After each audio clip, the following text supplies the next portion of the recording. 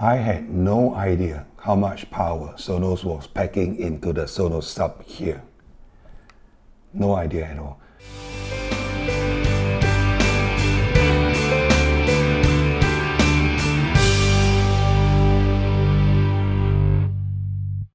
Welcome to another new episode. Today we are going to test the Sonos Sub. This is the Gen 2, not the Gen 3 that they have newly announced. The difference is actually a better processor, a faster processor, as well as more memory, probably in line with their plans to upgrade their products to use the S2, the new S2 app. Other than that, the amplifier and the drivers are going to stay the same between the Gen 2 and the Gen 3 of the Sonos Sub. Now, how I'm going to do the testing today is that I will send a frequency range from 20 Hz all the way to 200 Hz, and the crossover on this guy is set to 110 Hz. This is the max that the Sonos app allows. It is not meant to play the higher frequency. It is, after all, just a sub. I will risk maxing out the volume. Now, why am I comfortable doing that? Because there's the DSP inside here. So if the cone excursion limit is breached, this sub will actually pull it back down and reduce the power that is being sent. Otherwise, you should be able to see from my test using the power monitor how much this guy is going to be drawing from the wall at the max excursion.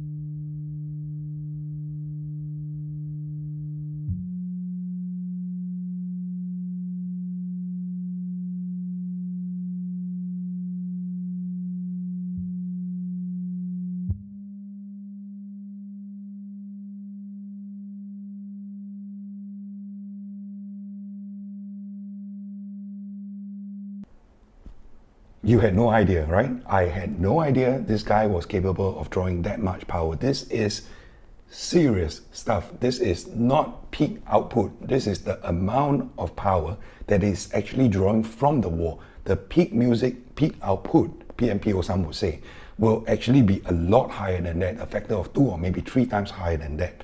And this is how a lot of sub manufacturers sell their stuff. They will not tell you the wall power draw, because that is not sexy enough. They will tell you another number, which is the peak output, and that number is usually maybe 2 or 3 times higher than the amount of power that they draw from the wall. So if you multiply out, this guy is packing some serious power.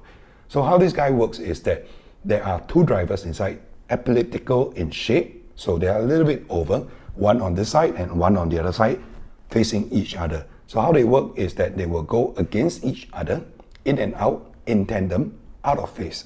And what this does is that it cancels out the vibration in the cabinet so that you will not see any cabinet vibration at all. The phantom reactors behind me, they actually use that. In fact, all the phantoms, they actually use that logic as well to make the cones move out of sync from each other, so the cabinet vibration is reduced to a minimum. In fact, 0. Now, I'm going to do a quick test for you to hear how this works. I will be sending a tone of 40 Hz at full volume to this guy, and watch this glass of water, transparent glass. I colored the liquid so that it's easier for you to see. Now watch the liquid level. I'm going to play it now. It's going to get a bit loud, so get ready. It's not moving, zero vibration. It's going to jump to 50 Hz. Okay, I guess I'll stop it. It's rattling the roof, it's rattling the ceiling, it's rattling the glass panels around me. Well, the rattling is not from the sub, the rattling is from the sound waves, the air that is displacing and moving, the sound bouncing around. That is how much power this guy is capable of putting out. Now these two drivers, they're actually about 6 3/8 of an inch high and 3.5 inches wide. So not very big drivers. If you do some math and you calculate the surface area of these two cones, they work out to be about 38.8, 39 square inches. Now 39 square inches is actually not very big at all. If you put it in context, the phantom reactors behind me, I have a pair of them, so there are 4 cones. They are 4-inch cones. If you multiply it out, right, the surface area using pi r square, the surface area comes out to be about 50 square inches from the 2 phantom reactors with 4 cones in total. You know, if you're not familiar with this guy, I'll give you something that you're familiar with. Subwoofers, they range from 6 inches to 8 inches to 10, 12, 15 inches, 18 inches, even some crazy ones like the 21 inches. Now I'll give you an indication of what areas they are. The common ones, maybe the 8 inches. The 8 inches works out to be about 50 square inches. So even the 8-inch cones are already having more surface area than what the Sonos Sub has. A 10-inch cone has about 79 square inches. The 12-inch cones covers an area of 113 square inches. And then you have the 15-inch, really big subwoofers already for home use. And those goes up to 177 square inches. So if you look at what this guy has, 39 square inches is really not a lot. But if you do not have a Sonos Sub, don't dismiss it, consider it. If you're running a Sonos ecosystem already, whether it's the Beam or the Play Bar or the Play Base, watching your movies, without the Sonos Sub, you don't know what you're missing. Even if you are purely into music and you have the Play 1s or the 1s or the Play 3s or the new Sonos 5, this actually adds quite a lot of quality bass. You can hear and you can feel it. I don't understand why small drivers like this are capable of putting out such quality bass. You just have to listen to it yourself. If you have a chance, audition it. Sonos is like a very mass consumer product, and a lot of the showrooms, a lot of stores, they're selling it, you know, in crowded places. They don't have a dedicated listening room to it.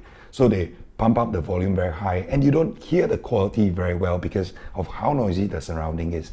But, you know, take the plunge. I took the plunge. I brought this back home. I placed it next to my Beam. I've used it with my Sonos Play 3. I've used it with my Sonos One, even the Play 1s, and they sound great. If I've helped you with an understanding of this sub, do consider subscribing to my channel. I will be dropping videos like this.